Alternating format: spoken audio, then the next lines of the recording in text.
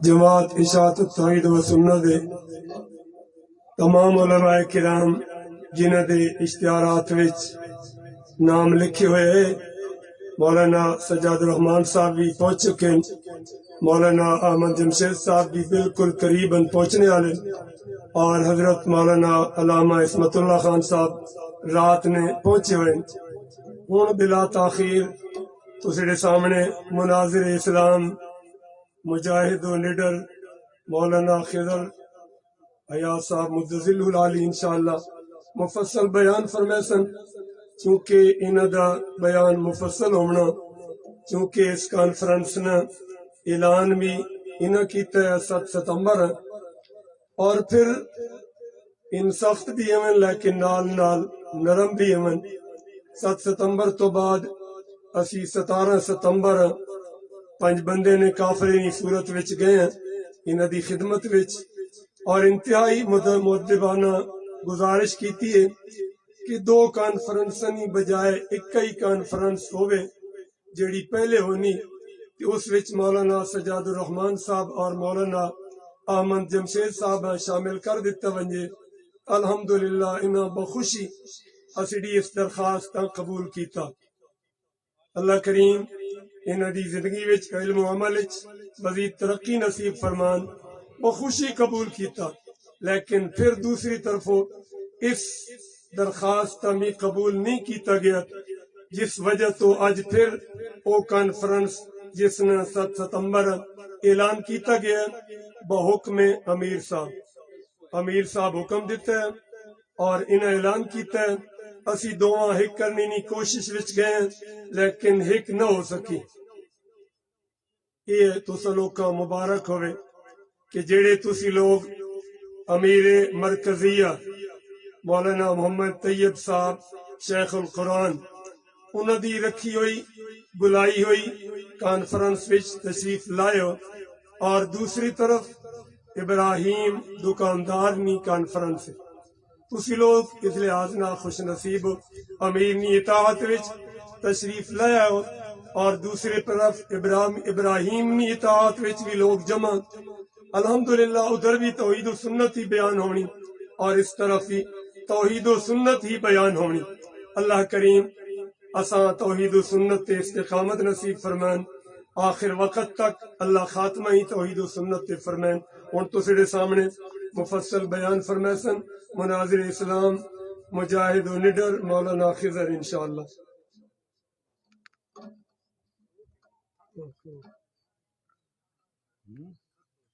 تھوڑی کہنا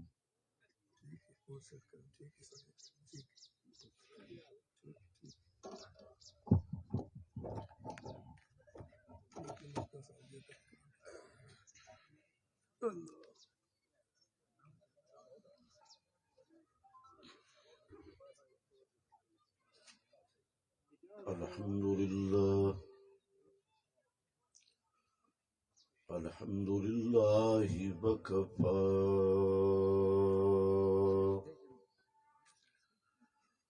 والصلاة والسلام على سيد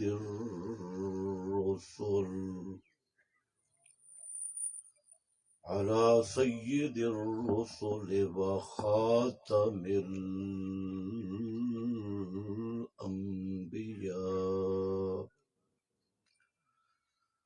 أما بعد فأعوذ بالله من الشيطان الرجيم، بسم الله الرحمن الرحيم، أولئك حزب الله، سبحان ربك رب العزة عما يصفون، وسلام على المرسلين، والحمد لله رب العالمين۔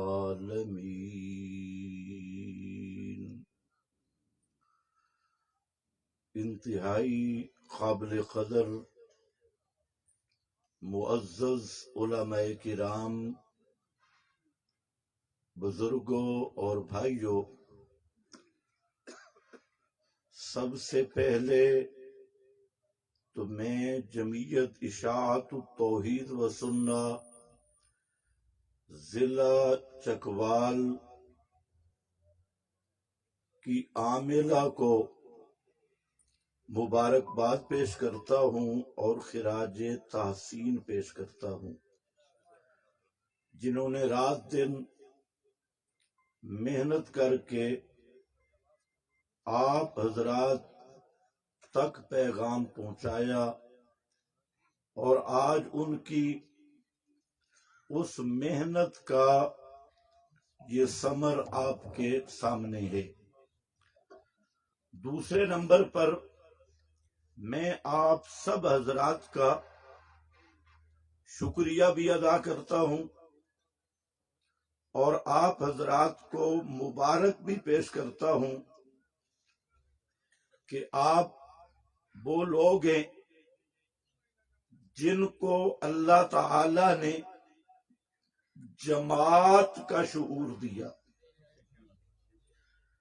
جماعت وہی ہوتی ہے جو اطاعت امیر میں ہو۔ جب ہر آدمی اپنی دکان الگ چمکانا شروع کر دے اور امیر کا مقابلہ کرنا شروع کر دے تو شریعت میں اس کو بغاوت اور خروج کہا جاتا ہے، جماعت نہیں کہا جاتا۔ تو آپ لوگوں کو اللہ رب العزت نے جماعت کے مشن کے لیے جماعت کے ساتھ منسلک ہونے کی توفیق عطا فرمائی۔ یہ اللہ رب العزت کا احسان عظیم ہے اور نعمت کبریٰ ہے۔ میرے ذمہ جو ہمارے یہاں کے انتظامیہ حضرات نے موضوع لگایا ہے وہ ہے عظمت صحابہ، لیکن توحید تو آئے گی، اس کے بغیر تو گزارا نہیں۔ تو چند باتیں ذرا تحمل سے، میرا گلا بھی بالکل خراب ہے اور لاؤڈ سپیکر بھی، اس کو ذرا سیٹ کرو۔ چند باتیں میں عرض کروں گا۔ پہلی بات یہ ہے کہ دشمنان صحابہ، ناک کے دین صحابہ، صحابہ کرام پر اعتراضات کرنے والے، ان کی تنقید کرنے والے، تنقید کرنے والے، ان کی اصل گمراہی کے تین اسباب ہیں۔ سب سے پہلا سبب وہ یہ ہے کہ وہ اس غلط فہمی اور ضلالت میں مبتلا ہو گئے کہ انہوں نے اصحاب رسول کو اپنے اوپر قیاس کیا۔ یہ پہلا سبب ہے۔ دوسرا سبب وہ اس لیے گمراہ ہوئے کہ انہوں نے اصحاب رسول کو راویوں اور تاریخ کی تاریکی میں پہچاننے کی کوشش کی۔ اور تیسرا سبب وہ اس لیے گمراہ ہوئے کہ انہوں نے تربیت ربانی اور تنقید شیطانی میں فرق نہیں کیا۔ یہ تین اسباب ہیں۔ جو بھی صحابہ کا دشمن ہے، جس رنگ میں ہو، جس فرقہ کے ساتھ منسلک ہو، پوری تحدی کے ساتھ کہتا ہوں اگر آپ تحقیق کریں گے تو ان تین اسباب میں یا تینوں موجود ہوں گے یا تین میں سے ایک سبب ضرور موجود ہوگا۔ حالانکہ مسئلہ کیا تھا کہ اصحاب پیغمبر کو اپنے اوپر قیاس کرنا، اپنے حال پہ، اپنے عمل پہ، اپنے دل پہ قیاس کرنا یہ بنیاد ہے ضلالت کی اور گمراہی کی، کیونکہ اصحاب پیغمبر صلی اللہ علیہ وسلم، صحابیت یہ ایک منصب ہے، صحابیت یہ ایک درجہ ہے، صحابیت یہ ایک مقام ہے، صحابیت یہ ایک نسبت ہے، اور صحبت محمد مصطفیٰ کی یہ خاص نسبت، یہ خاص مقام، یہ خاص درجہ اصحاب پیغمبر کو عام امت سے الگ کر دیتا ہے۔ اور اگر میں علماء کی زبان استعمال کروں کہ عام امتی اور صحابی میں فرق کیا ہے، تو یاد رکھو صحابہ خاص ہیں، اخص ہیں، اور امتی عام میں عام خاص مطلق کی نسبت ہے۔ ہر صحابی امتی ہے لیکن ہر امتی صحابی نہیں۔ صحابیت ایک منصب ہے، اس پہ میں دلائل دوں گا کہ صحابیت جب اس منصب کو مد نظر نہیں رکھا گیا تو پھر اپنے اوپر قیاس کیا، اپنے احوال پہ، اپنے دل پہ، اپنے کرتوتوں پہ اور اپنے تخیلات پہ اصحاب پیغمبر کو قیاس کیا گیا۔ تو اس لیے سب سے پہلا نقطہ یہ ذہن میں رکھ لو کہ صحابیت ایک منصب کا نام ہے، صحابیت ایک عہدے کا نام ہے، صحابیت ایک نسبت کا نام ہے، صحابیت ایک شرف کا نام ہے، صحابیت ایک درجہ کا نام ہے کہ جو غیر صحابی کروڑا سال عبادتیں کرنے والا، رات دن کی عبادتیں کرنے والا اور اخلاص کے ساتھ عبادتیں کرنے والا کروڑا سال عبادت کرے، اور چاہے وہ محدث ہو، چاہے وہ فقیہ ہو، چاہے وہ ولی ہو، چاہے وہ امام ابو حنیفہ، شافعی، احمد، مالک، چاہے وہ شیخ عبد القادر جیلانی، سلطان باؤ، علی حجویری، جنید بغدادی، عبداللہ ابن مبارک، دنیا کا کوئی ولی ہو، کوئی محدث ہو، کوئی فقیہ ہو، وہ کروڑا سال عبادتیں کرے، صحابی کے ایک لمحہ کی عظمت کو بھی نہیں بول سکتا۔ اور میں الحمدللہ خطیب نہیں ہوں، اور یہ میری شعلہ نوائی نہیں، دلائل کی دنیا میں بات کروں گا۔ آپ سے میں پوچھتا ہوں، پیغمبر کریم نے ایک لفظ فرمایا کہ تم میں سے کوئی آدمی احد پہاڑ جتنا سونا خرچ کرے، کتنا؟ احد پہاڑ کتنے ٹن ہوگا؟ کوئی ترازو ہے؟ احد پہاڑ جتنا سونا جو دنیا میں ملنا ہی ناممکن ہے، دنیا کے کسی خزانے میں احد پہاڑ کے وزن کا سونا نہیں۔ اور مقابلہ کس سے؟ ایک سیر آدھ سیر جو، گندم بھی نہیں، جو گندم میرا خیال ہے مہنگی ہوتی ہے، جو،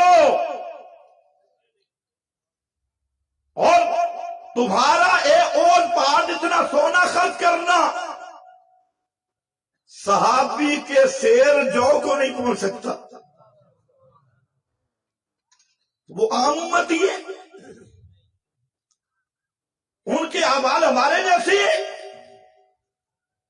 اور انفق احدکم، اس حدیث کے سارے طرق جمع کرو،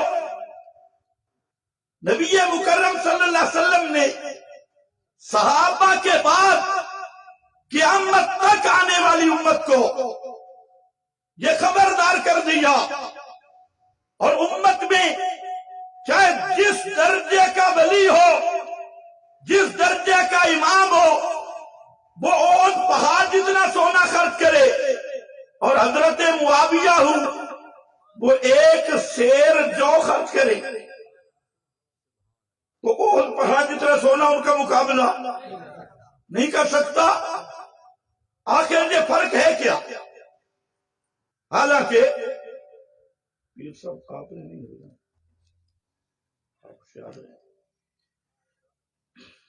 آپ کتنی نمازیں پڑھتے ہیں؟ صحابہ آپ پہ کتنی حجیں فرض ہیں؟ آج آدھی تقریر آپ کریں گے، میرے گلے کی حالت سامنے. صحابہ کرام پر کتنی حجیں فرض تھی؟ اور آپ میں جو صاحب استطاعت ہیں ان پر کتنی حجیں فرض ہیں؟ آپ پر روزے کتنے فرض ہیں؟ مہینے، ایک مہینے کے یا 10 مہینوں کے؟ ایک مہینہ. عجیب بات ہے. نمازیں تم 5 پڑھو، صحابہ 5 پڑھے. حج تم پہ 1 فرض ہو، صحابہ پہ 1 فرض ہو. روزے تم پہ 1 مہینے کے فرض، صحابہ پہ بھی 1 مہینے کے فرض. زکوٰۃ تم بھی 40واں حصہ دو، صحابہ بھی 40واں حصہ دے. صحابہ بھی اس قرآن پہ ایمان رکھے، تم بھی قرآن پہ ایمان رکھو. صحابہ بھی محمد مصطفیٰ پہ ایمان رکھے، تم بھی محمد مصطفیٰ پہ ایمان رکھو. صحابہ بھی جنت جہنم پہ ایمان رکھے، تم بھی جنت جہنم پہ ایمان رکھو. صحابہ بھی انہی چیزوں پہ ایمان رکھے جن پہ تمہارا ایمان. لیکن یہ فرق کیسے آ گیا کہ تمہارا احد پہاڑ جتنا سونا ایک شیر جو کا مقابلہ نہ کرے؟ حالانکہ اللہ رب العزت وہ تو انصاف کرنے والی ذات ہے. عمل تم بھی کرو، عمل وہ بھی کرے، اور فرق اتنا پڑ جائے کہ ایک شیر جو ایک طرف اور احد پہاڑ جتنا سونا دوسری طرف. یہ فرق کیا ہے؟ یہ وہ فرق ہے جو آج کے ان روشن خیال جاہلوں کو سمجھ نہیں آ رہا. آج دشمنان صحابہ کو یہی فرق سمجھ نہیں آ رہا، اور وہ فرق میرے محبوب نے بتلا دیا. ایک تھوڑی سی بات سمجھنی ہوگی، تھوڑی سی بات. ایک ہوتا ہے غلام، پیر صاحب کا غلام، بادشاہ کا غلام. کوئی فرق ہے؟ کوئی فرق نہیں، دونوں برابر ہے. سوچ لو، بادشاہ کا غلام، عامی کا غلام. غلام کی نسبت جب بادشاہ کی طرف ہوگی نا، اس کا مرتبہ بڑھ جائے گا. اچھا، ایک منگتا ہے، ہر دکاندار سے مانگتا ہے. دکاندار کا منگتا اور ایک ہے اللہ کا منگتا. فرق ہے؟ کیا فرق ہے؟ اس کو ہمارے علماء کہتے ہیں کہ جو مضاف ہوتا ہے وہ شرف حاصل کرتا ہے مضاف الیہ سے، نسبت سے. جب کسی چیز کی نسبت اعلیٰ چیز کی طرف ہو جائے تو اس کے مرتبے کے مطابق اس چیز میں بھی مقام آ جاتا ہے، اس میں بھی عزت آ جاتی ہے. اب سمجھو یہ مقام کس نے طے کیا؟ پورے چیلنج کے ساتھ کہتا ہوں، ارشادات پیغمبر میں سے ساری احادیث کی کتابیں اٹھا کے بیٹھو. پیغمبر کریم صلی اللہ علیہ وسلم نے جہاں پر بھی صحابہ کا تذکرہ کیا، صحابہ کا دفاع کیا، وہاں پر ایک چیز ملحوظ رکھی. فرمایا لوگوں، میرے صحابہ اصحابی، یہ میرے صحابہ اصحابی، یہ یا نسبت کی کہ تم نے کیا کرنا ہے اصحابی. اگر نہیں سمجھ آیا تو چلو یوں سمجھ لو. مسلم شریف کی حدیث ہے، نبی کریم صلی اللہ علیہ وسلم قبرستان کی زیارت کر کے واپس آئے، ساتھ کچھ صحابہ تھے، وہ آپ صلی اللہ علیہ وسلم نے فرمایا تو نہیں ہے، جان بوجھ کے خراب کر رہا ہے، اس کو سیٹ کرو۔ تو آپ نے ایک جملہ فرمایا، یہ لاؤڈ سپیکر آپ کا بالکل ناکارہ ہے، اور ابھی ہوئے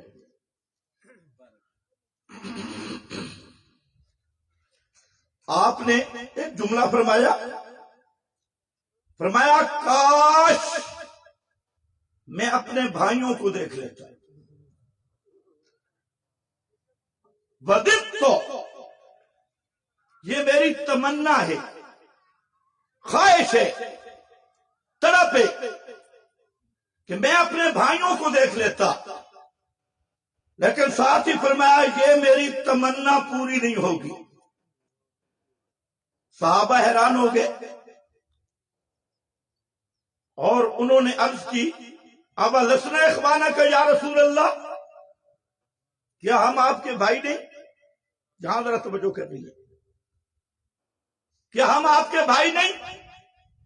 اور صحابہ کا حق بنتا تھا جنہوں نے بچے ذبح کرائے، جنہوں نے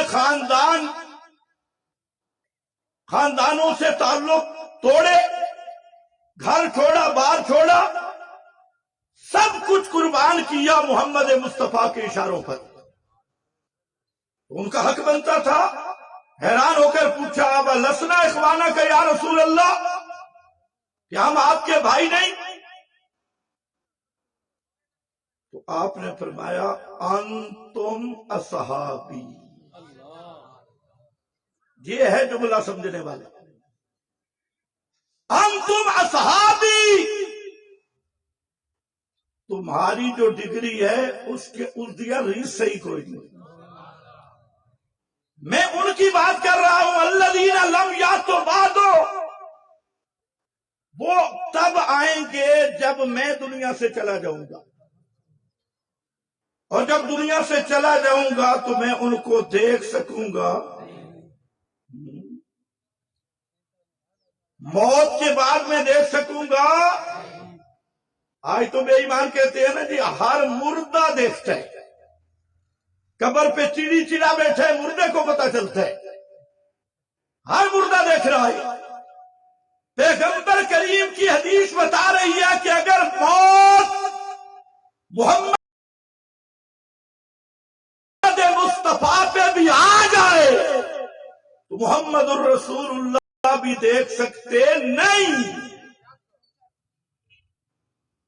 اور یہی مضمون قرآن میں ہے اما نرینک بعض الذی نعدہم او نتوفینک، فرمایا میرے پیارے پیغمبر دو چیزیں ہوں گی، یا موت ہوگی یا دنیا کی چیزوں کو دیکھنا ہوگا، سمجھ گئے؟ دونوں کٹھی نہیں ہوں گی۔ تو قرآن نے فیصلہ کر دیا کہ محمد مصطفیٰ پہ بھی موت آ جائے تو پھر دنیا کی چیزوں کو دیکھ سکتے نہیں، چاہے کوئی روزے پہ کھڑا ہو، چاہے کوئی تلا گنگ میں کھڑا ہو۔ پھر نرینک نتوفینک کا تقابل ہے، یا موت ہوگی یا وفات ہوگی، دونوں چیزیں جمع نہیں ہو سکتی۔ اور یہی وجہ کہ حضرت علی رضی اللہ تعالیٰ عنہ ترمذی شریف آپ نے سفر پہ بھیجا اور گھر بیٹھ کے دعا کرنے لگے اللہم لا تمتنی حتی ترینی علی، اللہ اس وقت تک مجھے موت نہ دینا جب تک میں علی کو نہ دیکھ لوں۔ تو پیغمبر کریم کیا فرما رہے ہیں؟ مجھ پہ موت آ گئی اور حضرت علی المرتضیٰ میری چارپائی کے قریب بھی آئیں، قبر کے قریب بھی آئیں، قبر ابھی نہ ہو چارپائی کے قریب بھی آئیں، تو میں محمد مصطفیٰ علی مرتضیٰ کو دیکھ سکتا نہیں۔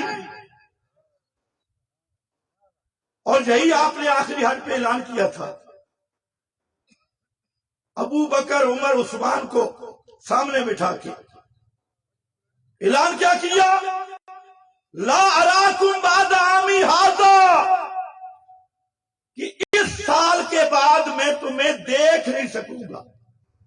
حالانکہ خلافت صدیق کے اشارے دے چکے تھے، خلافت فاروق کی بشارات دے چکے تھے، اور قرآن مقدس کی لَيَسْتَخْلِفَنَّهُمْ فِي الْأَرْضِ وہ وعدہ اتر چکا تھا، لیکن پھر بھی فرمایا ابو بکر، عمر، عثمان، علی، اس سال کے بعد لا اراکم بعد عامی ھذا، میں تمہیں نہیں دے سکوں گا۔ اشارات تو یہ کہہ رہے ہیں کہ منبر پہ ابو بکر صدیق ہوں گے اور فاروق اعظم ان کے وزیر ہوں گے، عثمان ان کے وزیر ہوں گے، علی المرتضیٰ ان کے مشیر ہوں گے۔ اشارات تو یہ موجود ہیں، لیکن پھر بھی آپ فرماتے ہیں لا اراکم بعد عامی ھذا، اس کے بعد میں تمہیں دیکھ سکوں گا۔ تو جو ہے اب ایک مسئلہ آپ بتاؤ، یہ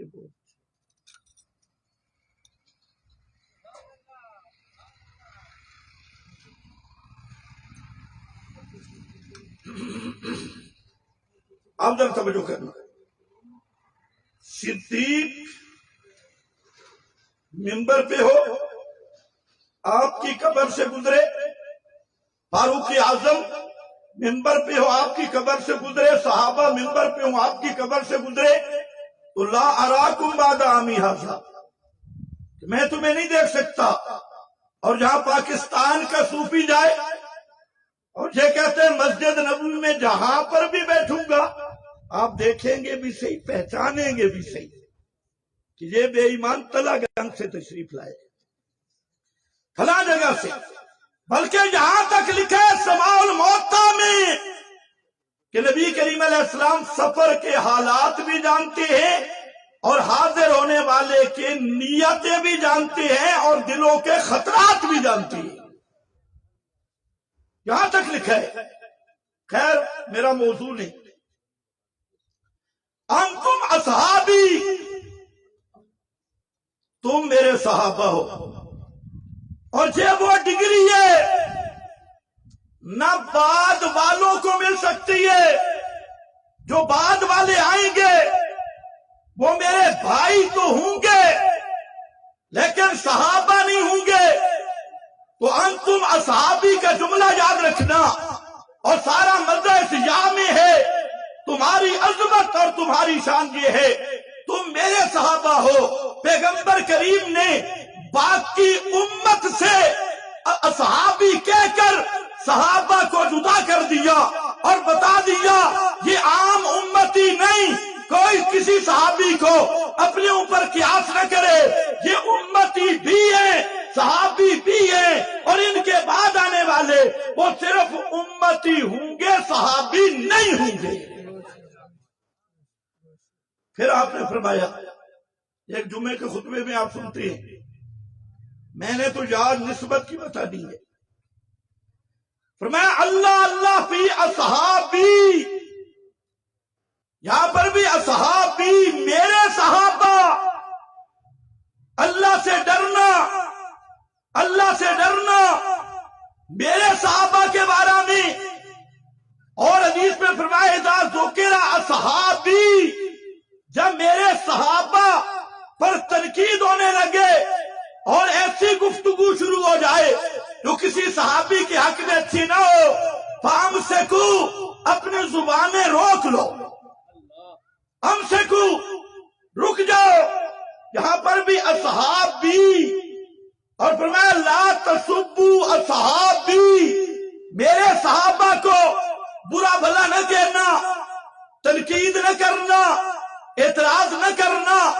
یہ ساری احادیث میرے دعویٰ کی دلیل ہیں کہ اصحاب پیغمبر کو اپنے اوپر قیاس کرنا، اپنے احوال پہ قیاس کرنا، یہ سب سے پہلی گمراہی ہے۔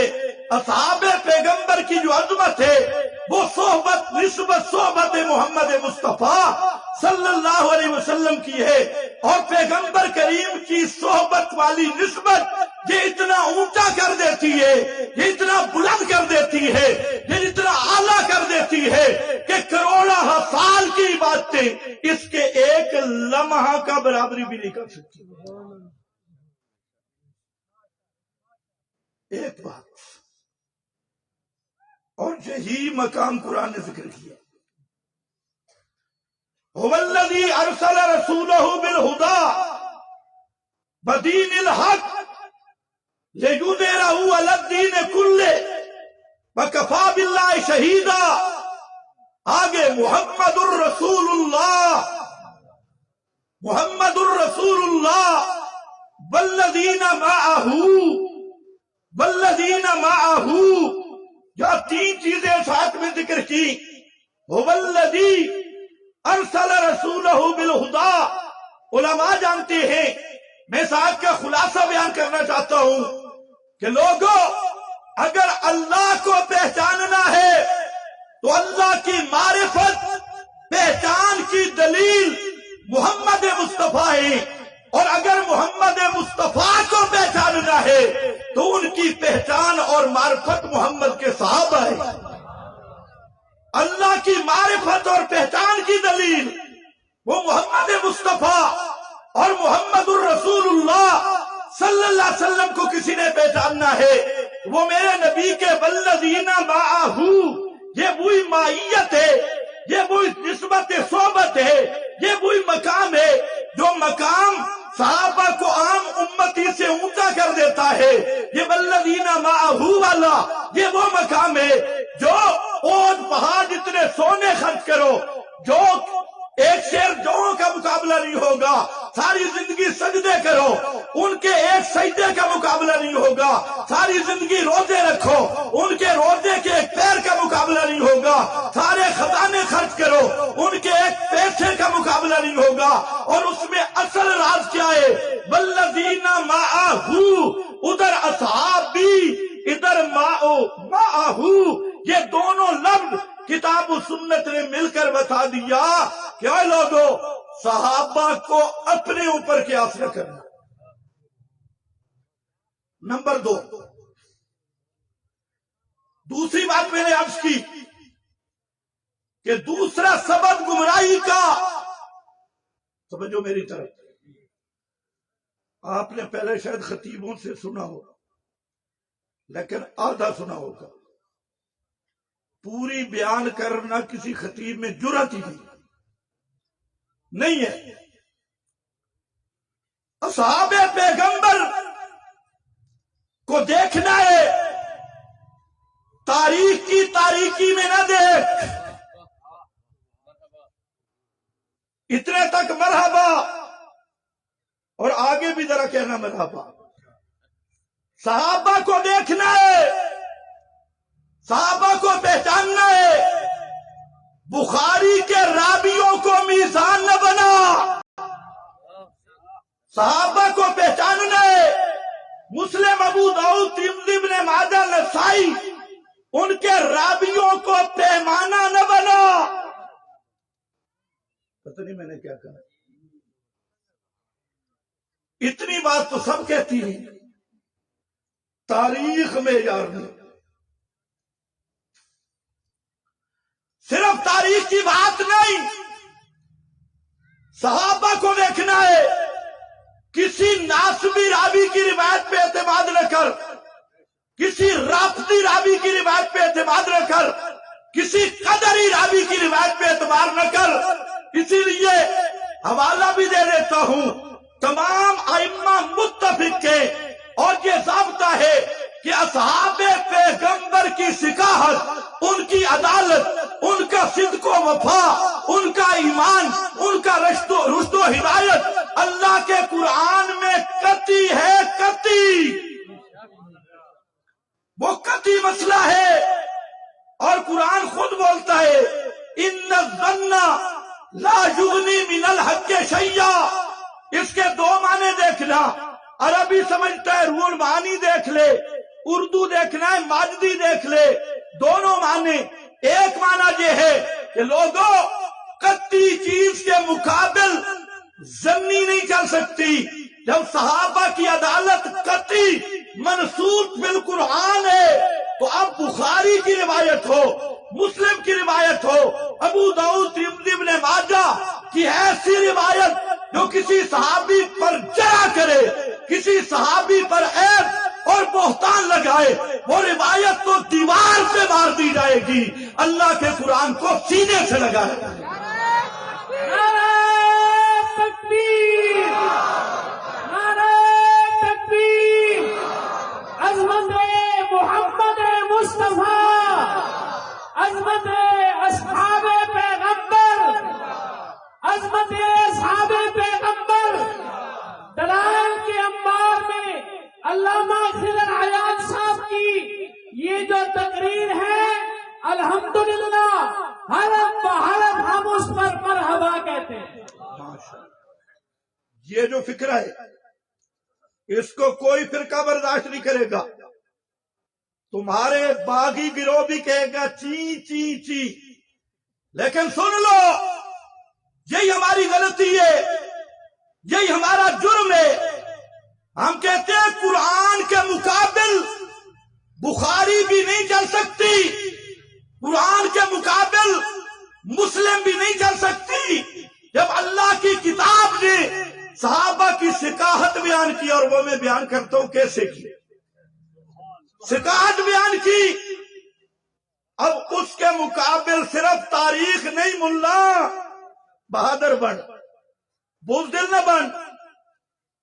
اور اس کی وجہ فتح الملم اٹھا لو، علامہ شبیر احمد صاحب عثمانی کی مصیبت یہ ہے کہ یہ مولوی مطالعہ نہیں کرتے، اور اگر کوئی مطالعہ کر کے ان کو بتائے فوراً کہتے ہیں یہ اکابر کے خلاف، خود مطالعے کا ٹائم ہی نہیں، خود میک اپ میں لگے رہتی، کتاب دیکھی نہیں۔ بابا یہاں تو بڑا زور لگتا ہے، ساری ساری رات کتاب سامنے ہوتی ہے، اور ایسے آسانی سے نہیں ہوتے مطالعے۔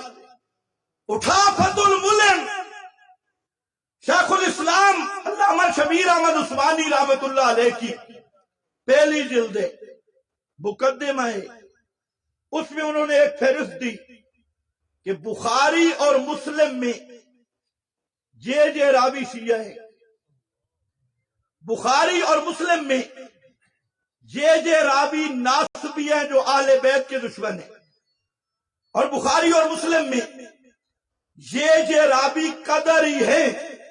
یہ میں نہیں بات کر رہا، یہ ابن حجر نے بھی دی فہرست، علامہ سیوطی نے بھی دی، علامہ شبیر احمد صاحب عثمانی فتح الملم پہلی جلد میں دی۔ اب سوال یہ ہے کہ صحابہ کو رافضی راویوں کی روایتوں میں جانچیں گے، قدری اور ناصبی راویوں کی روایتوں میں جانچیں گے؟ نہ میرا بھائی، آج اکثر روشن خیال اسی ضلالت میں مبتلا ہو گئے۔ انہوں نے صحابہ کی پہچان کے لیے قرآن نہیں دیکھا، انہوں نے روایتیں دیکھی، تاریخ دیکھی، کتابڑیاں دیکھی، شروحات دیکھی، اور کئی تو ایسے اردو خاں وہ محقق بن کے بیٹھ گئے، کوئی جہلم کا چوہا بیٹھ گیا اور یہ کہنے لگا فلانی روایت مسلم میں آ گئی، فلانی بخاری میں۔ میں نے کہا اور جہلم کا چوہا سن، اصحاب پیغمبر کا مسئلہ ہے، وہاں بخاری مسلم سے جرح نہیں ہو سکتی، راوی تو مجروح ہو جائے گا، پیغمبر کے صحابہ پہ اعتراض نہیں ہو سکتا۔ تھوڑی سی پٹی بھی رکھ دیتا ہوں، نشتر ذرا زیادہ لگے۔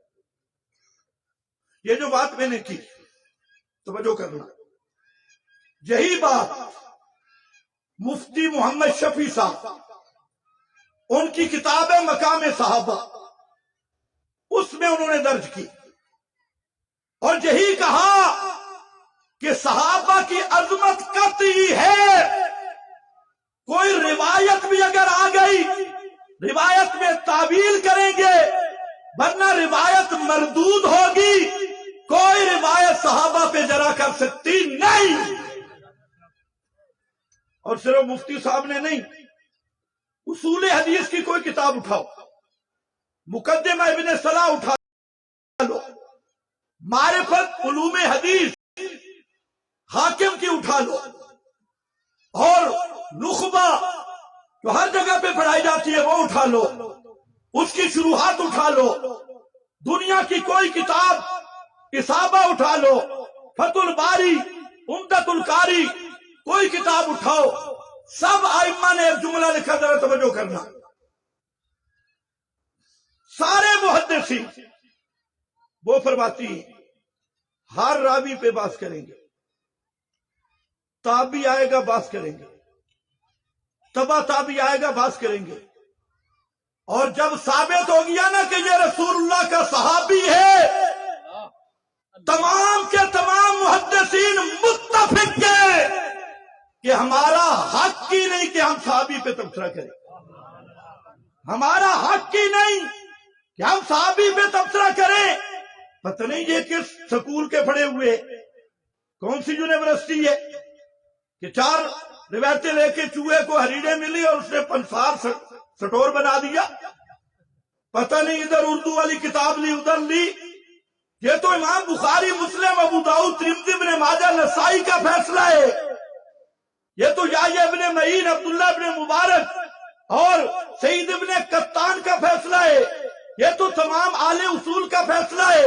وہ صاحب کہتی ہیں ہر راوی پہ بحث کریں گے، استاد آیا تب بھی بحث کریں گے۔ سبحان اللہ، پتہ نہیں تمہیں سمجھ نہیں۔ مرحبا، ماشاءاللہ ماشاءاللہ۔ اور تم وہ ہو، پہلے تم ٹھیک تھے، اللہ پھر تمہیں ٹھیک کر دے۔ آمین۔ کہتے کہ خیر ہے جی، پٹھا ہے کوئی مسئلہ نہیں، ساڈا تو مرشد ہے نا، ساڈا تے استاد ہے نا، ساڈا تے عالم ہے نا۔ یہ تیرا مرشد استاد ہی پٹھا ہو سی تے تو کدوں سیدھا چل سے۔ اچھا میں بالکل اختلافی گل کرنی تھی، اتفاقی کا، اللہ سارے مباحثہ اتفاق دے۔ آمین آمین۔ توجہ کر، صحابہ کو تاریخ میں نہ دیکھ، واہ ولی کامل ابن تیمیہ وقت، اللہ، مرشد العلماء، مرشد حقانی سید عنایت اللہ شاہ سے بخاری رحمت اللہ تعالی علیہ، سچا پیر اور کھرا پیر، سچا اور کھرا ولی اللہ، انہوں نے ایک جملہ کہا، میں سن کے حیران ہوا۔ فرماتی ہیں بڑے ذوق میں آ کر، لوگوں صحابہ کو دیکھنا ہے، گندی مکھی نہ بنو۔ سبحان اللہ، ماشاءاللہ۔ صحابہ کے معاملہ میں گندی مکھی نہ بنو، صحابہ کے معاملہ میں شہد کی مکھی بنو۔ نعرہ تکبیر، پیر طریقت سید عنایت اللہ شاہ صاحب بخاری، مناظر اسلام علامہ خضر حیات صاحب بکھوی، جمعیت اشاعت التوحید و سنہ۔ توجہ ہے؟ آج کچھ لوگ یہ بھی پراپاگنڈا کر رہے ہیں، ہم تو جی اکابر کے مسلک کا دفاع کر رہے ہیں، اور اشارہ کرتے ہیں ہماری طرف یہ اکابر سے ہٹے ہوئے۔ پہلی بات تو یہ ہے کہ اکابر نے جس کو امیر چنا اس کی تم اطاعت میں ہو، جہاں امتحان ہو جائے گا۔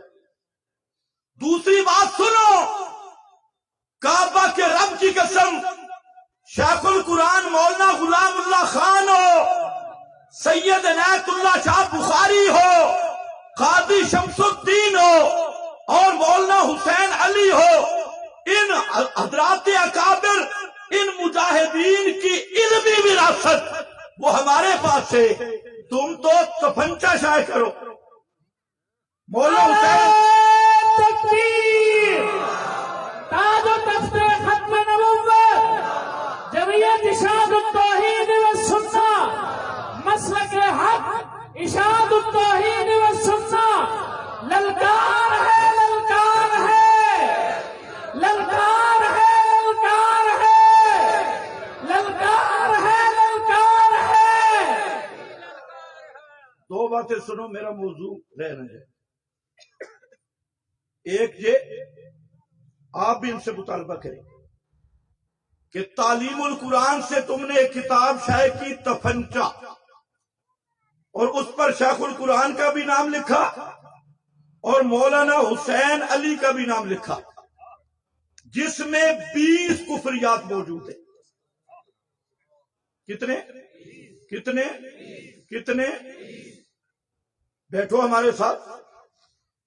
ہم صاحبزادے کے پاس لے کے گئے کہ یہ آپ کی تفنچا کچھ اور کہہ رہی ہے، جواہر القرآن کچھ اور کہہ رہی ہے. میں نے جواہر القرآن بھی رکھی، تفنچا بھی رکھا. میں نے کہا یہ جواہر ٹھیک ہے یا تفنچا؟ جی ہم اصلاح کریں گے، ابھی تک نہیں ہوئی. بڑے بڑے سب کو ہم نے، ہمارا جھگڑا شروع یہاں سے ہوا کہ تم اپنے باپ دادا کے نام پہ چندے کرتی ہو، روٹیاں کھاتی ہو، اور باپ دادا کا مسئلہ کیوں چھوڑا؟ سید عنایت اللہ شاہ سے بخاری رحمت اللہ علیہ کا نغمہ توحید میرے پاس موجود ہے. قائلین سما پہ جو انہوں نے حکم لگایا، میں صاحبزادوں سے بادب گزارش کرتا ہوں، اگر تم اپنے باپ کے مسلک کے امین ہو تو جرأت کرو وہی فتویٰ آج بھی لگا کے دیکھو. ہم الحمدللہ اکابر کے بھی امین ہیں، لیکن یہ بات یاد رکھو، اکابر کو ہم معصوم بھی نہیں سمجھتے، معبود بھی نہیں سمجھتے. آ جاؤ واپس. فرمایا گندی مکھی نہ بن، شہد کی مکھی بن. گندی مکھی کا کیا کام ہے؟ گٹر گندگی پہ بیٹھے گی، اور شہد کی مکھی پھولوں پہ. فرمایا صحابہ کو دیکھنا ہے، کتاب و سنت کے گلشن میں آ، گٹروں تاریخ کے گٹروں کی طرف، روافض نواسب رابیوں کے بکواس کی طرف ان کی طرف نہ جا. ادھر جائے گا تو گندی مکھی، کتاب و سنت پہ آئے گا تو شہد کی مکھی. حق ادا کر دیا. اب ذرا سنو قرآن کیا کہتا ہے. صحابہ کو دیکھنا کس میں؟ اونچے بولو، کس میں دیکھنا ہے؟ تھک رہے ہو؟ صحابہ کو کس میں دیکھنا ہے؟ قرآن. اور شروع کرتے ہیں ایمان سے. ایمان سے. قرآن مقدس کے 25 سے زائد عنوان ہے عظمت صحابہ کی. 500 سے زائد ایتوں میں بیان ہوا، لیکن وقت کی نزاکت سے میں چند نکات آپ کے سامنے ذکر کرتا ہوں. قرآن مقدس کے پہلا نقطہ ذرا دیکھنا. فرمایا امتحن اللہ قلوبہم للتقوی. امتحن اللہ قلوبہم للتقوی. اس آیت کو پیچھے پڑھو. ان الذین یغضون اصواتہم عند رسول اللہ. یہ عند رسول اللہ بتا رہا ہے کہ یہ آیت صحابہ کے ساتھ خاص ہے. یغضون اصواتہم عند رسول اللہ، یہ عام لوگوں کی بات نہیں، فقط اصحاب محمد مصطفیٰ کی. اب ذرا سنو. فرمایا لوگو اولئک الذین امتحن اللہ قلوبہم للتقوی. یہ جماعت صحابہ، یہ وہ جماعت ہے. امتحانہ کے 5 معنی ہیں، اور 5 معنوں میں 5 نقطے. 5 معنوں میں 5 نقطے. 5 معنوں کی 5 تقریریں ہیں. پہلا معنی، تم کسی کو دوست بناتے ہو، سنگتی بناتے ہو، تو ایک امتحان تم بھی لیتے ہو. بغیر امتحان کے بنا لیتے ہو؟ کسی پہ اعتماد کرنا، اس کا امتحان لیتے ہو نہیں لیتے؟ مدرسے میں مدرس رکھنا، اس کا امتحان ہوتا ہے نہیں ہوتا؟ مدرسے میں طالب علم پڑھتے ہیں، ان کا امتحان ہوتا ہے نہیں ہوتا؟ اللہ رب العزت فرماتی، اوے کائنات والو، تم اپنے دوست بنانے کے لیے، اپنے یار بنانے کے لیے اپنے معیار کے مطابق امتحان لیتے ہو. ہر ایک کو تم بھی یار نہیں بناتے.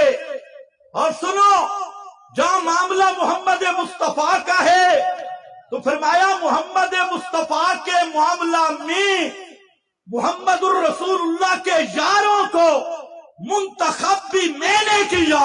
اور ان کا امتحان بھی میں نے لیا، انتخاب بھی میرا، امتحان لینے والا بھی میں۔ یہ پہلا معنی امتحان بھی معنی اختبار جو تمہارے ذہنوں میں ہے۔ یا اللہ امتحان تو وہ لیتا ہے جس کو صلاحیت معلوم نہ ہو، ممتحن امتحان لیتا ہے، اسے پتہ نہیں ہوتا کہ شاگرد یا طالب علم کی کیا صلاحیت ہے، کیا لیاقت ہے۔ تو علیم بذات الصدور ہے، تو نے امتحان کیوں لیا؟ فرمایا امتحان ہمیشہ صرف اس لیے نہیں ہوتا، کبھی امتحان ہوتا ہے ممتحن امتحان لینے والا وہ شاگرد کی صلاحیت معلوم کرنا چاہتا ہے، کبھی امتحان ہوتا ہے امتحان لینے والا اپنے شاگرد کی صلاحیتوں کو دوسروں کے سامنے ظاہر کرنا چاہتا ہے۔ سمجھو ہے؟ یہاں امتحان لیا کیوں؟ کائنات کو بتلانے کے لیے کہ محمد مصطفیٰ کی سنگت میں آنے والے، صحبت میں آنے والے یہ ہیں کون؟ یا اللہ کس چیز کا امتحان لیا؟ کس چیز کا امتحان لیا؟ امتحان تو لیا، نصاب کیا ہے؟ فرمایا امتحان اللہ قلوبہم، اللہ نے امتحان لیا کس چیز کا؟ دلوں کا۔ قلوبہم للتقوی، یہ کیوں؟ فرمایا اس لیے کہ قلوب صحابہ انہوں نے آئینہ بننا تھا قلب محمد مصطفیٰ کا، اور صحابہ کے دل یہ عکس قبول کرنا تھا جمال مصطفیٰ کا بھی، جلال مصطفیٰ کا بھی، اور اصحاب پیغمبر یہ آئینہ بننے والے تھے۔ ان کے دل انہوں میں انوار نبوت نے منعکس ہونا تھا، اس لیے ان کے اعضاء کا امتحان نہیں لیا، ان کے رنگوں کا امتحان نہیں رکھا، ان کی زبانوں کا امتحان نہیں رکھا، ان کی عمروں کا امتحان نہیں لیا، ان کی طاقتوں کا امتحان نہیں لیا، ان کے ظاہری بدنی قوا کا امتحان نہیں لیا، ان کی نظروں کا امتحان نہیں لیا، ان کے قدموں کا امتحان نہیں لیا۔ میں اللہ نے امتحان لیا ہے قلوبہم، ان کے دلوں کا امتحان لیا۔ یا اللہ کیا چیز ملی؟ امتحان ہو گیا، کیا چیز ملی؟ علماء سے توجہ کی تھوڑی سی درخواست کروں گا۔ یہ للتقوی کا فعل معذوف ہے اس معنی پر، للتقوی۔ فرمایا میں نے امتحان لیا، اور اس امتحان میں اصحاب پیغمبر کے دلوں میں سوائے تقوی کے مجھے کوئی چیز نظر نہیں، سوائے تقوی کے مجھے کوئی چیز نظر۔ یہ کون کہہ رہا ہے؟ امتحان لینے والا کون ہے؟ اللہ۔ اور لے کس کا رہا ہے؟ دلوں کا، صحابہ کے دلوں کا۔ تو فوج میں بھرتی ہوتا ہے، فوجی تو امتحان لینا وجود کا، قد دیکھتے ہیں قد کتنا ہے، توجہ ہے؟ میں اشارہ کر رہا ہوں ہر ایک کا امتحان کا معیار جدا ہی، لیکن یہ وہ جماعت ہے جن کا اللہ نے دلوں کا امتحان لیا۔ قلوبہم للتقوی، آگے میں بیان کروں گا۔ وجہ یہی تھی کہ قلوب صحابہ یہ انوار نبوت کی مشکات ہیں، قلوب صحابہ یہ پیغمبر کریم کے دل کے جمال اور جلال وہ سارا ادھر انعکاس ہونا ہے، منعکس ہونا ہے۔ منعکس سمجھتی ہو؟ مولانا رومی نے ایک حکایت لکھی سمجھانے کے لیے، فرماتی ہیں حضرت یوسف علیہ السلام کا کوئی دوست تھا، حضرت یوسف کو ملنے گیا، اور یہ عام رواج ہے، حق تو نہیں کہہ رہے،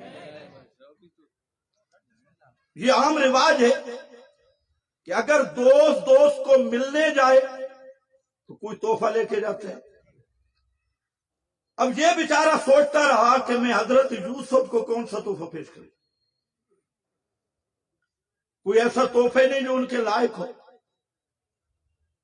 تو حضرت یوسف علیہ السلام کے متعلق جب وہاں پہنچا تو حضرت نے پوچھا تحفہ کیا لائے؟ توجہ کر.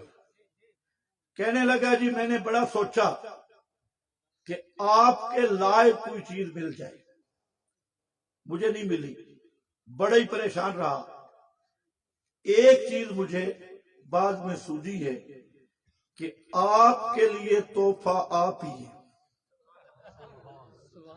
آپ کے لیے تحفہ اور کوئی چیز پیش کرنے کے لائق نہیں.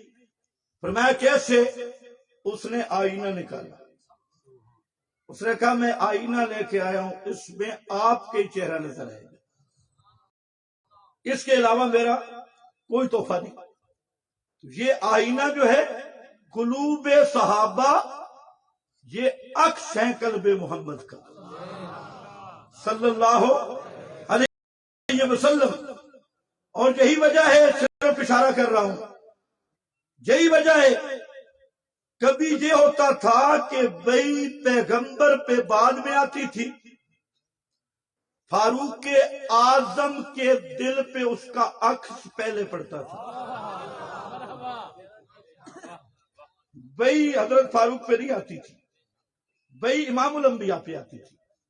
اس بھئی کی چمکارا پہلے پڑ جاتا تھا. یہاں جو ہمارے خطیب کہتے ہیں نا نیچے فاروق اعظم بولا ادھر اللہ نے قرآن بنایا، یہ کفریہ جملہ ہے. یہ قرآن بنی ہوئی کتاب نہیں ہے، یہ کلام اللہ، اللہ کی صفت ہے. کہ کہتے ہیں جی اللہ ریکارڈر، ٹیپ ریکارڈر لگا رہا تھا. یہ قرآن کلام اللہ ہے، یہ مخلوق نہیں ہے، یہ اللہ نے قرآن بنایا. خیر تو جو کر امتحان اللہ قلوبہم للتقوی، ایک معنی. دوسرا معنی کیا امام فرہ جو لغت کا امام ہے اور ہمارے امام محمد کا پھوپھی ذات رشتے میں، جو ہمارے امام محمد امام ابو حنیفہ کے شاگرد ہیں، امام فرہ معروف نابی لغوی، اس نے بڑا عجیب معنی کیا. فرمایا امتحانہ لغت سے نکالا. فرمایا امتحانہ کا لفظ بولتے ہیں محنت الذہبہ، جب سونا کان سے آئے تو سنار اس کو بھٹی میں ڈالتا ہے. کیوں ڈالتا ہے؟ کہ اس کی میل نکل جائے، اس کے اندر کوئی کھوٹ چھوٹ نہ رہے. عربی کہتے ہیں محنت الذہبہ، سونے کو بھٹی میں ڈال کر اس کی میل کچیل سے صاف کر دیا. فرمایا امتحان اللہ اخلص اللہ قلوبہم للتقوی. پیغمبر کے صحابہ وہ ہیں جن کے دلوں کو اخلص اللہ. اگر اس طرح سمجھ نہیں آئی کہ اپنی بولی بھی سمجھو. ساڑھے گھرہ میں برتن ہوں گے، توجہ ہے. اچھا بعض برتن تو ہوں سیدھے سادے. ایک برتن ہوں جسے تسی دودھ پانا ہو. آج کل تو دور بدل گئے، جڑے پرانے بڑھڑے وہ بولو دودھ پانا ہوں. مٹوری آکھ دے اور چٹوری آکھ دے. چٹوری مگریاں دھوڑیاں آسان ہیں،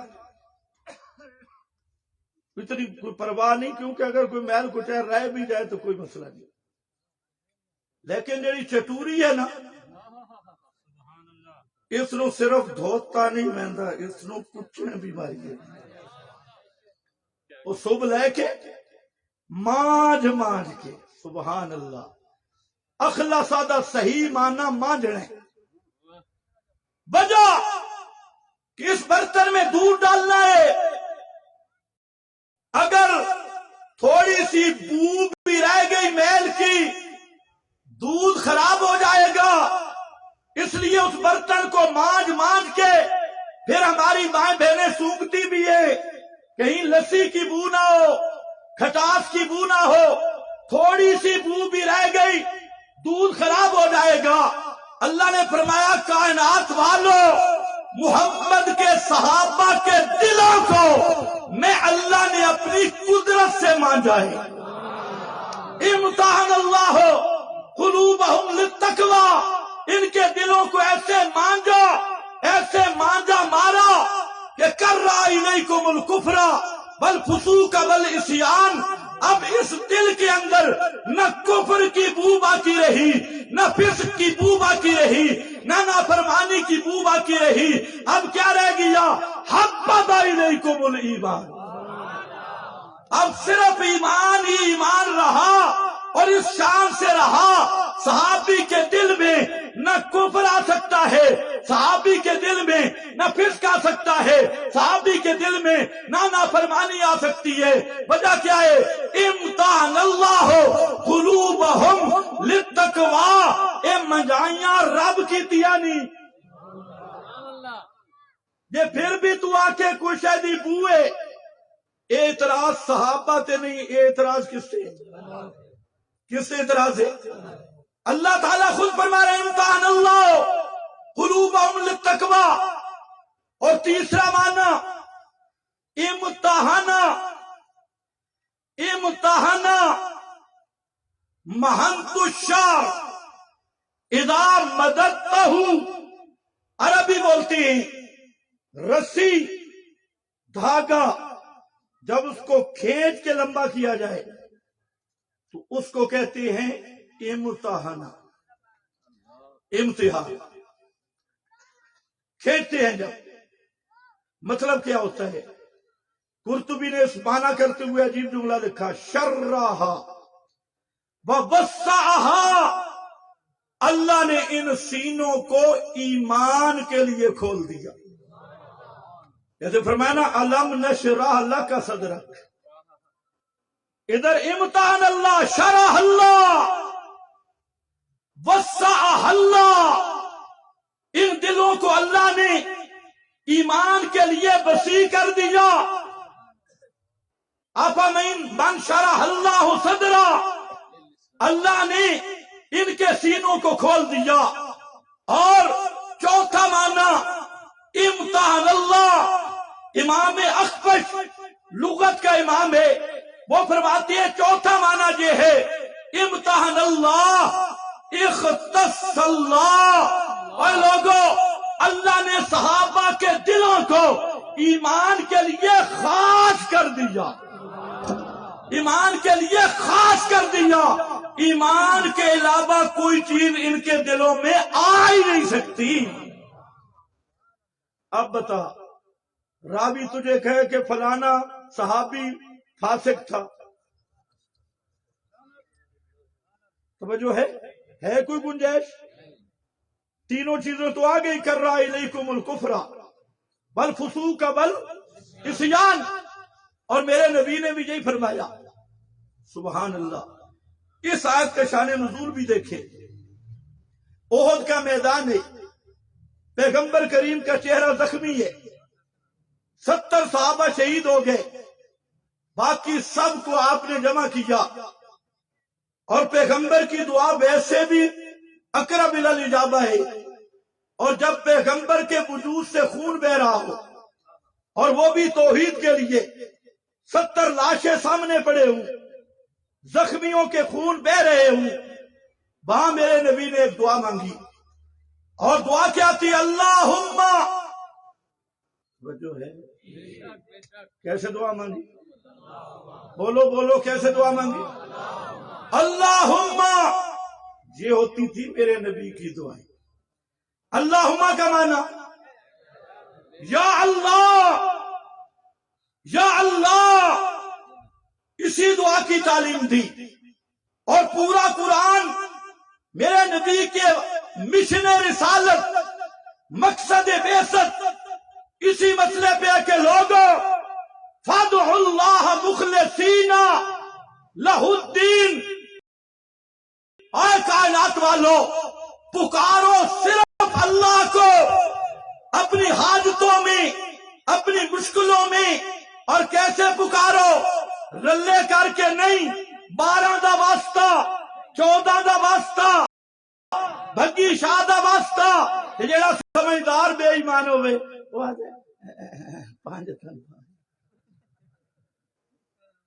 جو واسطے اللہ نہ کر مخلصین لہ الدین خالص کر کے پکار صرف رب کو کیوں فرمایا لہو دعوت الحق پکاروں کے لائق ہونا یہ صرف اللہ کا خاصہ ہے لام اختصاص کا ہے لہو کی تقدیم حسر والی کوئی پیغمبر پکاروں کے لائق نہیں کوئی ولی اللہ پکاروں کے لائق نہیں کوئی علی ولی پکاروں کے لائق نہیں یا اللہ کیوں نہیں فرمایا اس لیے نہیں هو الحی لا الہ الا ہو فادعوہ مخلصین لہ الدین ہمیشہ زندہ رہنے والا اللہ تو پکار کے لائق بھی اللہ فادعوہ پھر ہر حاجت میں پکارو بھی صرف اللہ یہ ہے میرے نبی کا مقصد بعثت یہ ہے وہ اصل مسئلہ جس پہ 30 پارے قرآن کے کھڑے ہیں یہ انشاءاللہ کوئی عالم بیان کر دے گا کہ لائق کیوں کوئی نہیں پہلی لیاقت یہ ہے کہ جس کو پکارا جائے وہ تیری پکار کو سنے تو صحیح دوسرا تیری پکار کو سمجھے بھی صحیح تیسرا تیرے حال کو ہے کہاں جانے بھی صحیح اور چوتھا تیری حاجت روائی کر بھی سکے کتنی لیاقتیں 4 سنے سمجھے اگر پشاور کا کوئی بیچارہ پشتو والا دولو شاہ پہ چلا جائے اور وہ پشتو میں مانگے اور دولو شاہ کوئی زندہ ہو قبر والا بھی نہ ہو اس کی سمجھ لے گا سامنے بیٹھ کے اور تمہارا تلا گنگ کا کوئی پشاور والے بابے کے پاس چلا جائے زندہ بابا کے پاس یہ بیٹا مانگے گا وہ اللہ جانے کھوتا دے دے گا اسے کیا پتا مطلب ہے سمجھے بھی صحیح فرمایا لوگوں میری شان ہے انبیاء سے اعلان کروایا ان ربی لسمیع الدعاء انک انت السمیع العلیم انہو هو السمیع العلیم اے کائنات والو تمہاری پکاریں سننے والا بھی صرف اللہ تمہارے حالات جاننے والا بھی صرف بول صرف بولیاں سمجھنے والا فرمایا مسئلہ اب نہیں سمجھ آیا نا اور ایک عنوان قائم کیا باختلاف السنتکم اور نہ سمجھ آوے تھوڑیاں بکھریاں بولیاں کوئی پشتو والا کوئی انگلش والا کوئی سریکی والا کوئی پنجابی والا کوئی سندھی والا کوئی بلوچی والا فرمایا تمہاری زبانوں کا مختلف ہونا یہ بھی اسی بات کی دلیل ہے کہ لہو دعوت الحق ہر ایک کی سننے والا بھی اللہ ہر ایک کی بولیاں سمجھنے والا بھی یہ تلگانگا جڑا شروع ہے یا علی مدد تلگانگا بولی حضرت علی دی زبان تلگنگی ہے انہوں دی زبان عربی ہے تلگنگی شروع ہے انہوں اپنی بولی شروع ہے اختلاف السنتکم یہ بھی اسی کی دلیل ہے کہ پکارے سننے والا کون ہے صرف کیونکہ کل قد علم صلاتہ و تسبیحہ اے لوگوں انسان تو اپنے مقام پہ اس کائنات کے مور و ملک ہوں چرند پرند درند ہوں انسان ہوں اس کائنات میں جہاں جس قسم کا ادراک بسیط یا مرکب موجود ہے زبان حال یا کال سے جو بھی مجھے پکارتا ہے ہر ایک کی زبان بھی سمجھتا ہوں پکار بھی سنتا ہوں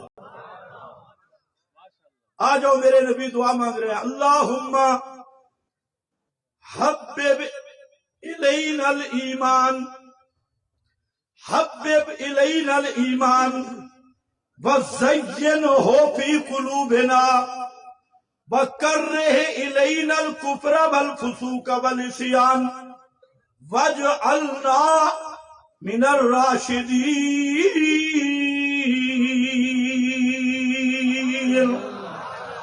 وَاجْعَلْنَا، اے اللہ، اے میرے زخمی یار کھڑے نہیں، اے احد دے میدان وچ کھڑے نے، تے میں تیرے کولو مانگ کے رہیا، میں تیرے کولو مانگ کے رہیا، حبب الینا الایمان، سانو ایمان محبوب بنا دے۔ یہ پیغمبر کریم جو الینا الایمان، الینا، یہ کس سے مانگ رہے ہیں؟ صحابہ بس۔ زینہ فی قلوبنا، اس کو ہمارے دلوں میں زین ہو۔ واہ شیخ الہند، انہوں نے مانا کہ میں کرتا، زینہ فی قلوبنا، ایمان کو ہمارے سینوں میں سجا دے، سونا بنا دے، سجا دے۔ وَكَرِّهْ إِلَيْنَا الْكُفْرَ وَالْفُسُوقَ وَالْعِصْيَانَ، اللہ اے میری جماعت ترائے چیزاں تو بچا کے رکھے انہاں دے نیڑے کفر بھی نہ جاوے، فسق بھی نہ جاوے، عصیان بھی نہ جاوے۔ وَاجْعَلْنَا مِنَ الرَّاشِدِينَ،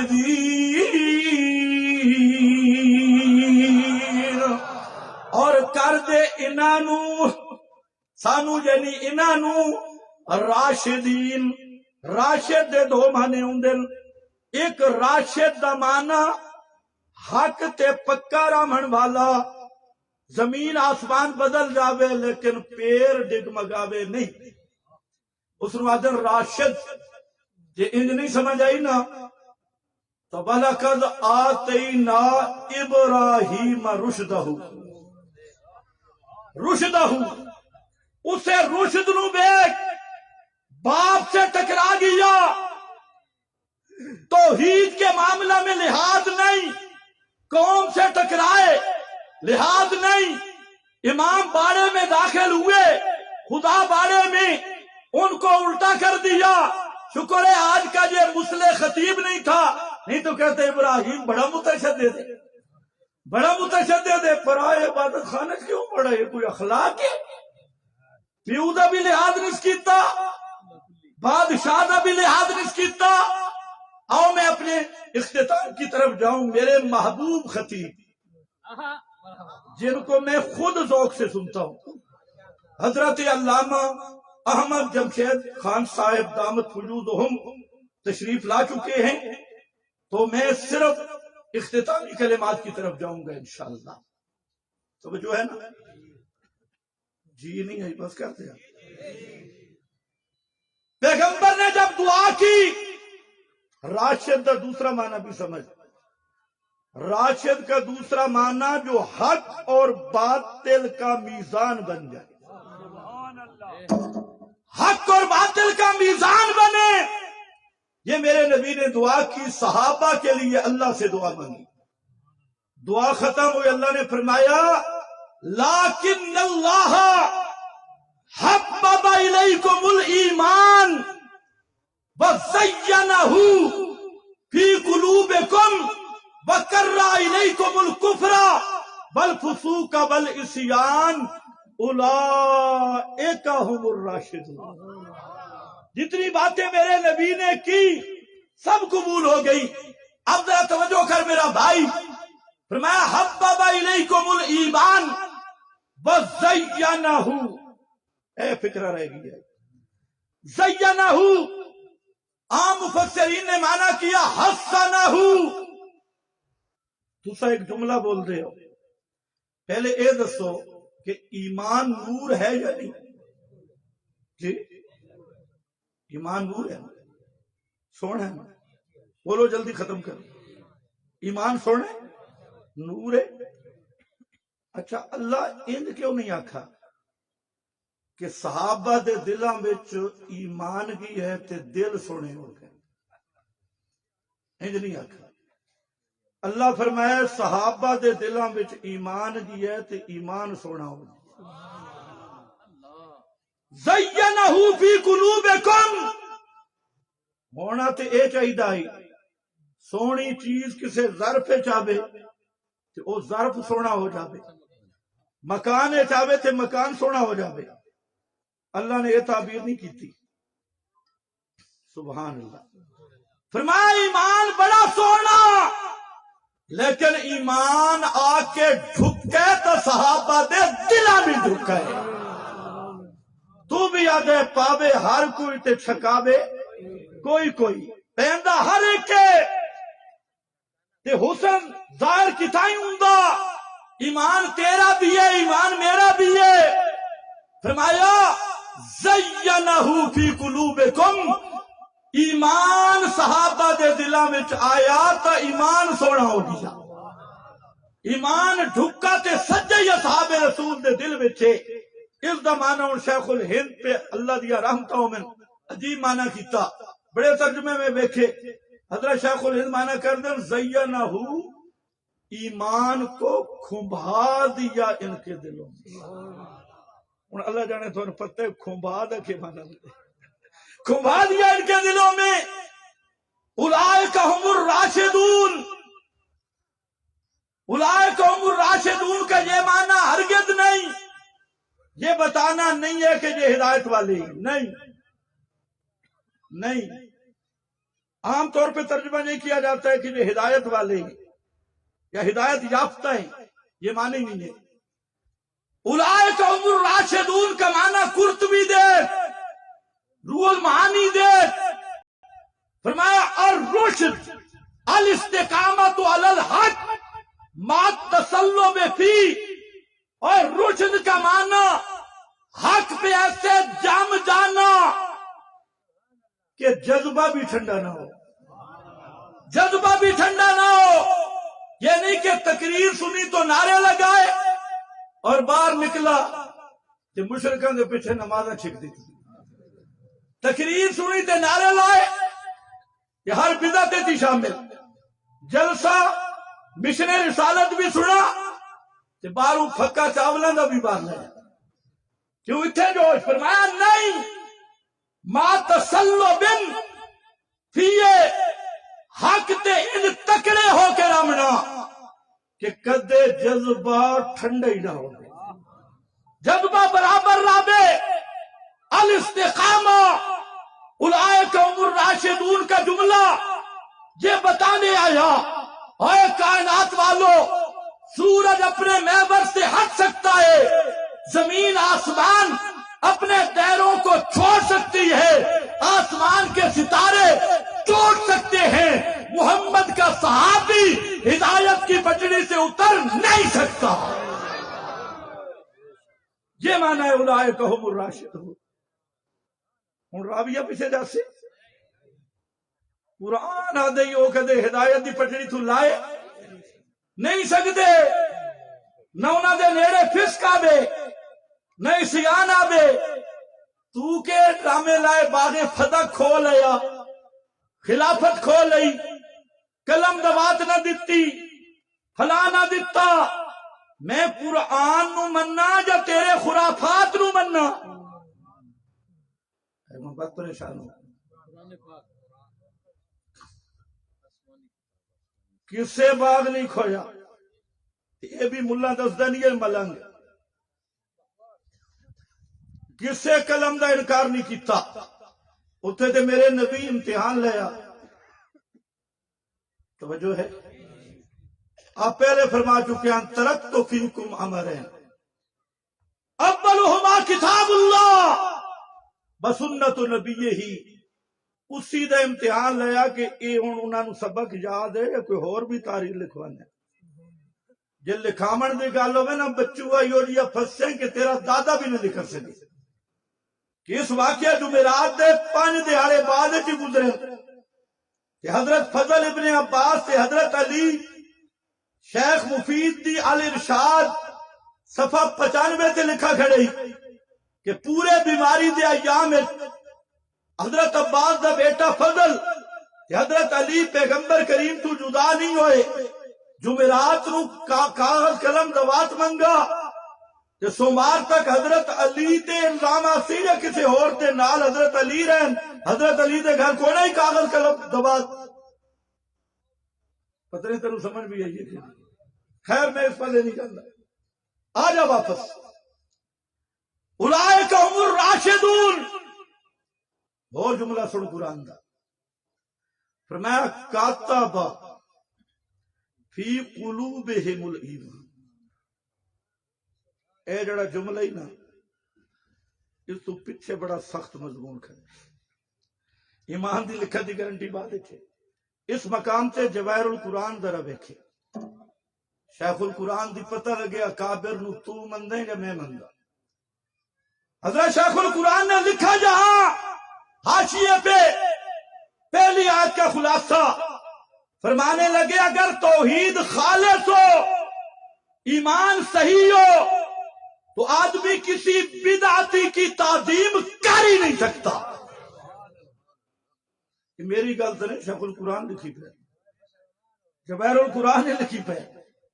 کسی بدعتی کی تعظیم بلکہ یظہر عداوہ ایمان والے پہ لازم ہے کہ بدعتی نو ویکھے نا تو ذرا اکھاں بکھا دے، عداوت ظاہر کرے. یہ میرا قصور تو نہیں ہے، تو شیخ القرآن لکھی ہے. تسی ہن بدعتیاں نو چپے مارنے شروع کر دیتے. کوئی پیلے رومال والا تے کوئی لال رومال والا. اسی تے اپنے مقام تے میرا بھائی تسی ہٹ گئے. کیوں الزام لیندے ہو؟ اسی تے جتھے پہلے دن کھڑے آسی اج بھی اتھی کھڑے ہیں. پہلے دن اعلان 10 سال تو میں تلک انگے چی رہ کے گیا. پہلے دن دا ساڈا اعلان آئی کسے بدعتی مشرک نال دینی تعلق نہیں. آج بھی اسا اتھی کھڑے ہیں. کوئی ریورس گیئر لگا نہیں. اولئک هم الراشدون کتب فی قلوبہم. اللہ آپ لکھے کتب، اللہ آپ لکھ چھڑا ایمان. پیغمبر کو لکھا دے منائی.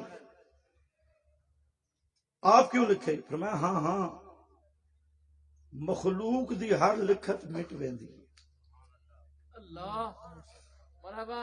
کہ لا تبدیل لکلمات اللہ. جڑیاں اللہ دیاں لکھتاں ہوندیاں نو انہاں نو مٹاون والا ہے ہی کوئی نہ. لا مبدل، اے مٹ نہیں سکدیاں. اس واسطے میں اللہ آپ انہاں دے دلاں وچ الایمان نو لکھیا. اور کیا کہ الزمہم، ساری دنیا توحید دے پیچھے بھج دیئے، کلمہ دے پیچھے بھج دیئے. علماء بھی تھوڑا توجہ فرماویں. صحابہ اوہن کہ کلمہ توحید انہاں دے سنگ چل دی. اے جڑے آیت آئی نا الزمہم کلمۃ التقوی، میں بھی بڑا پریشان ہوں کہ الزمہ دا کے معنی کریے. ترجمے بھی بڑے دیکھے کہ الزمہ دا معنی کیا ہے. الزمہم کلمۃ التقوی، ہم نے لازم کر دیا ان کے لیے کلمہ تقوی یعنی لا الہ الا اللہ، ایمان لازم کر دیا. کیا مطلب؟ بادشاہ عبد القادر رحمت اللہ تعالی علیہ یہاں پر جملہ لایا ہم نے جما دیا، ہم نے جما دیا. اور شیخ الہند نے کہا ہم نے قائم کر جما دیا، لازم کر دیا. اے توحید تو جدا نہیں ہو سکتے، توحید انہاں تو جدا نہیں ہو سکتی. اے لا الہ الا اللہ تو جدا نہیں ہو سکتے، لا الہ الا اللہ انہاں تو جدا نہیں ہو سکتا. الزمہم کلمۃ التقوی، تقوی لا الہ الا اللہ توحید، انہاں نو توحید دے جما دیتے ہیں. جے نہ سمجھ آوے ویکھ میرے نبی دے صحابہ دا حال جماون دا کی معنی ہے. جما دیتا. ابو جہل نے نیزہ مارا حضرت زنیرہ دے پتلیاں تے اے آنا اکھ والا اے رخساراں تے آ گیا. اس ظالم نے نیزہ مارا، دوئے اکھاں کر دیتیا، آنے رخساراں تے الزمہم. اتھے جڑے آیا یاد ہے ایک ہی گل کر چا تھوڑی جی گل کرنا لات منات عزا زندہ اتنا ہے بھی عورت مرد بھی نہیں کہ الزمہم دا منظر بے اچھل کے آدھیے قد کفرت اللات والعزا میں لات دا بھی انکار کیتا عزا دا بھی انکار کیتا ظالمہ اکھا تو لے لین اے اکھا تے چلیاں گئیاں لیکن دل تے قبضہ میرے رب دے دل نے جو توحید کڈ الزمہم کلمۃ التقوی عورت نو اٹھتے بلہا دیتا ہے ایک دم لمحے مشرق مغرب آکھن لگے اے توحید تو ہٹ جا اس کے توحید نہ چھڑ دی عورت اٹھا نو دوڑا دیتا گیا وجود دے دو ٹکڑے ہو گئے تے اللہ دا کلام سمجھ آ گیا الزمہم کلمۃ التقوی اے ماننا اے جڑا اگلی ضرب ہے نا پورا ٹھیک میں ہن وقت نہیں یا اللہ اتنی شانہ دیتیاں کیوں یہ نبی تا نہیں اتنی شانہ فرمایا ہاں ترائے مقصد ہے صحابہ جتنی عظمتہ تے شانہ دیتیاں ترائے حکمتہ پہلی حکمت کانو احق بہا و آلہا یہ حق کی انہاں دا بن جائے آلہا اے عزت اہلن یہ میں نہیں بیکھا قرب جوار یہ فلانے دا پتر ہے یہ فلانے دا پتر ہے یہ جو عہدے نہیں من تقسیم کیتے شاہ دا پتر ہے تے بادشاہ دا پتر ہے مولوی دا پتر ہے تے پیر نہیں احق بہا و آلہا انہا شانہ دے حقدار ہی ہے انہاں دے اہلی ہے اور اگلا جملہ وکان اللہ ہو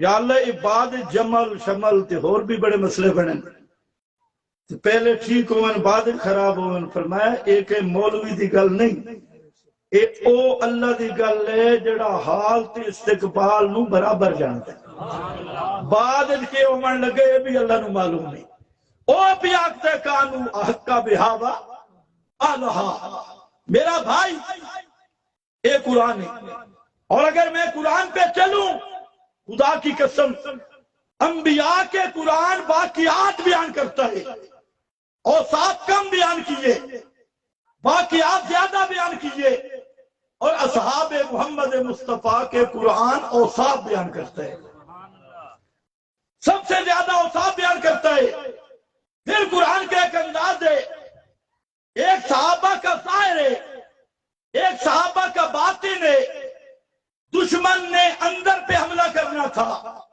باطن پہ قرآن نے ظاہر بھی بیان کیا لیکن ظاہر سے زیادہ باطن کو بیان کیا فرمایا تراہم رکعن سجدہ اے سننے والا تو جب بھی اس جماعت کو دیکھے گا تراہم کسی کو سجدے میں کسی کو رکوع میں یا کبھی سجدے میں کبھی رکوع میں یہ تیری آنکھ تو سجدہ دیکھ سکتی ہے تیری آنکھ رکوع دیکھ سکتی ہے اور جو اندر کا معاملہ ہے وہ میں بتاتا ہوں یبتغون فضلا من اللہ ورضوانا یہ اندر کی بات ہے یہ صرف عنوان دے رہا ہوں پورا قرآن اس نظریے سے مطالعہ کرو کیونکہ صحابہ کا ظاہر اتنا پاک تھا کہ نہ کافر نے اس وقت جرت کی حملے کی نہ آج تک کیے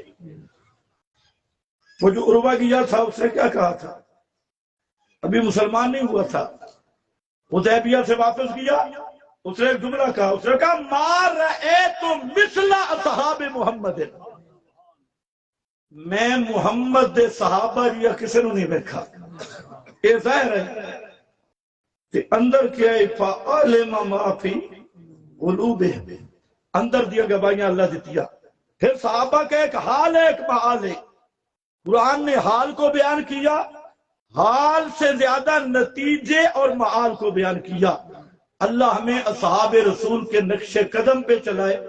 وآخر دعوانا الحمدللہ۔ نعرہ